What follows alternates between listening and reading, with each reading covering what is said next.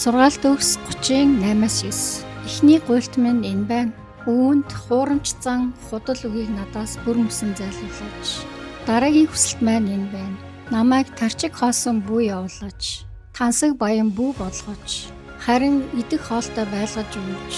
Хэрвээ би хитрхи цатгалан болбол мөнхийн эсний хэрэг юу байна хэмээн танийгаа үгүйсгэж мэднэ. Хэрвээ би дэндүү хоосон болбол булгаа хийгээд ертөнцийн эзэн таныхаа нэрийг бузарлаж мэднэ. Баянч бай, ядууч бай. ертөнцийн эзнийг таньж мэдээгүй цагт бидний амьдрал үргэлж уруудан дороотно. Учир нь зөвхөн түүний өршөөл инэрлээс болж л та бид өнөөдөр амьд яваа билээ. Тиймээс түүний өршөөл инэрл хайр халамжийг авахын тулд үргэлж түүний өмнө зөв шударга амьдрахыг сонгохон чухлаа. ертөнцийн эзэнтэйгээ харьцаа. Мөнхийн эзэн минь ээ, бид баянч бай, тарчиханч бай танаасаа зурж амьдрмаар байна. Танийгаа үргэлж таньж мэдэж суралцаж амьдрмаар байна. Биднийг замчлаач, амьдралыг минь удирдаач. Иесусийн нэрээр гуйлаа. Амен.